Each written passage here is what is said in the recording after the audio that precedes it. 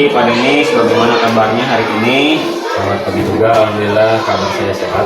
Alhamdulillah hari ini kita akan melakukan percakapan observasi Pak Denis. Sebelumnya nanti saya akan amati kegiatan proses pembelajaran Bapak di kelas yang Bapak akan lakukan, atau sebelum saya melakukan proses supervisi kelas ya.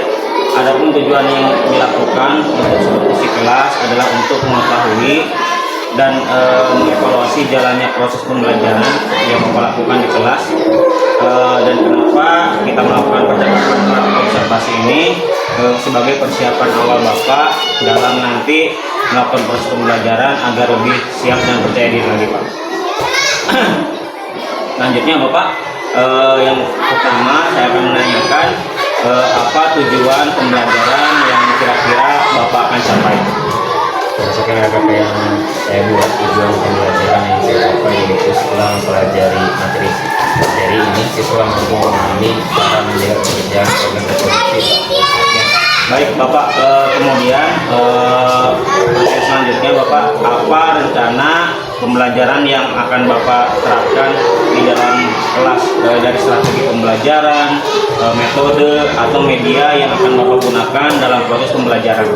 Baik, untuk strategi yang nanti saya gunakan yaitu pembelajaran berdiferensiasi ya, berdasarkan kesiapan siswa yang diintegrasikan dengan pembelajaran sosial emosional, melakukan diskusi kelompok dan penugasan. Kemudian media yang saya gunakan yaitu poster untuk membantu siswa dalam memahami materi yang saya sampaikan di dalam kelas. Oh, baik Bapak, berarti nanti Bapak akan menggunakan penggunaan atau pendekatan pembelajaran berdiferensiasi ya Pak, berdasarkan kesiapan siswa yang nanti diintegrasikan pada pembelajaran sosial emosional. Kemudian melakukan diskusi kelompok juga dan penugasan, dan media yang digunakan adalah poster ya Pak. Baik Bapak, selanjutnya kira-kira kapan Bapak akan melakukan kegiatan pembelajaran di kelas, pada hari apa, di kelas berapa, dan pada jam keberapa Bapak?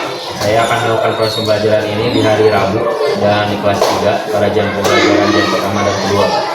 Baik Bapak, berarti nanti hari Rabu ya Pak, Bapak akan melakukan proses pembelajaran di kelas pada hari Rabu di kelas 3 ya Pak. Pada pembelajaran mungkin di jam pertama dan kedua ya Pak. Dan nantinya saya akan melakukan supervisi kelas, melihat pembelajaran yang Bapak lakukan, mencatat hal-hal yang terjadi nanti selama proses pembelajaran.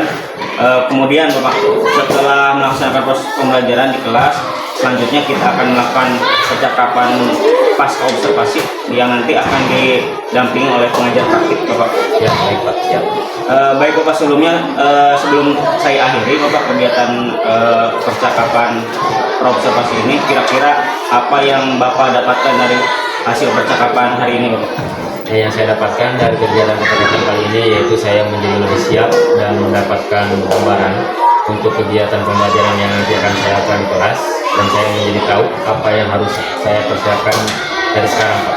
Baik Bapak, saya ucapkan terima kasih atas waktunya dalam percakapan observasi ini. Sampai bertemu Bapak ya di dalam observasi kelas atau supervisi kelas ya Pak. Saya akhiri kegiatan ini. Wassalamualaikum warahmatullahi wabarakatuh.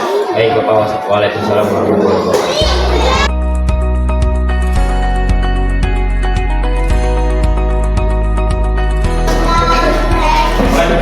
Assalamualaikum warahmatullahi wabarakatuh.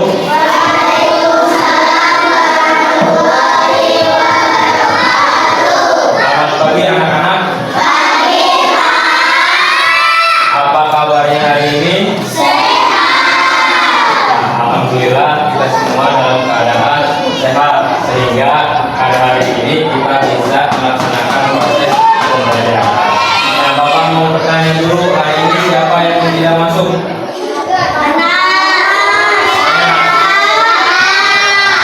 Kenapa tidak masuk? Siapa tadi yang kedua? Kenapa? Ya, mari kita berdoakan mereka, mudah-mudahan ya, di pertemuan yang berikutnya atau di hari esok dia bisa kembali masuk ke sekolah. Ya, nah sebelum belajar, mari kita berdoa dulu ya. Bapak minta kepada Haris untuk memimpin teman-teman yang berdua. Silakan maju ke depan. Silakan dipimpin teman-temannya.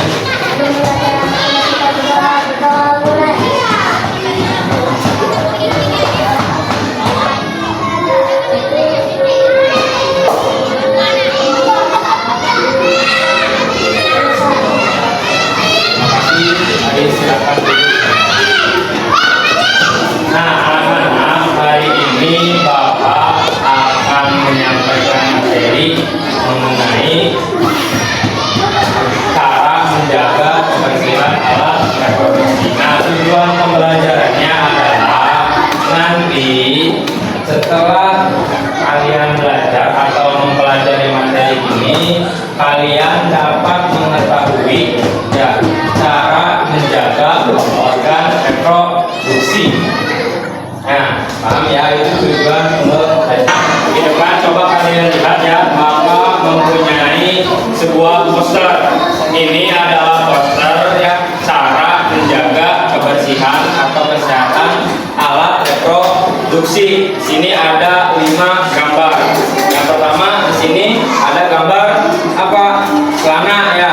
Maksudnya apa? Di sini kita dianjurkan untuk mengganti celana kita atau celana dalam kita itu minimal 2 kali ya dalam 1 hari ya. Itu cara yang pertama untuk kita menjaga kebersihan alat reproduksi kita. Terus selanjutnya di sini di gambar yang kedua ada gambar handuknya.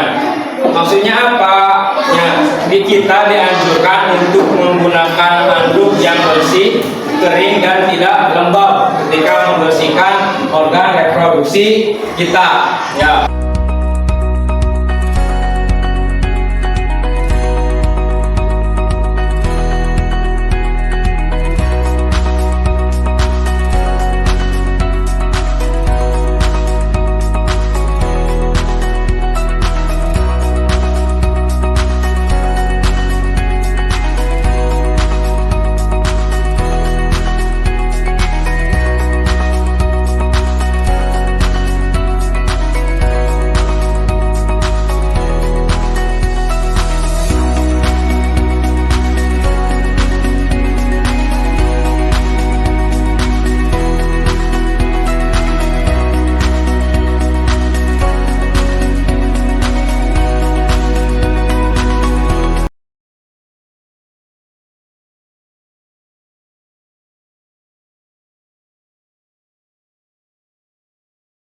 Assalamualaikum warahmatullahi wabarakatuh. Bertemu kembali dalam percakapan pasca observasi bersama saya Didi Suryadi, CGP Angkatan 9, Unit Kerja SDM 2002. Saya sekarang ditemani oleh Pak Denis sebagai guru yang telah diobservasi pada kegiatan supervisi akademik, dan saya juga ditemani oleh Ibu Hadiani sebagai pengajar praktik pada pendidikan guru penggerak Angkatan 9. Assalamualaikum warahmatullahi wabarakatuh, Pak Denis. Waalaikumsalam warahmatullahi wabarakatuh, Pak. Bagaimana kabarnya? Alhamdulillah baik. Alhamdulillah, saya lihat Bapak baik-baik saja dan sehat. Pada percakapan pas observasi ini, saya akan memberikan pertanyaan kepada Pak Denis terkait dengan jalannya proses observasi kelas yang sudah dilakukan. Kegiatan ini bertujuan untuk mengevaluasi sejauh mana proses pembelajaran yang sudah Bapak lakukan. Untuk pertanyaan yang pertama, Pak Denis, bagaimana perasaan Bapak terkait dengan jalannya kegiatan observasi kelas yang telah Bapak lakukan? Ya, karena belum terbiasa, saya merasa gugup dan tegang, tapi alhamdulillah berjalan dengan baik.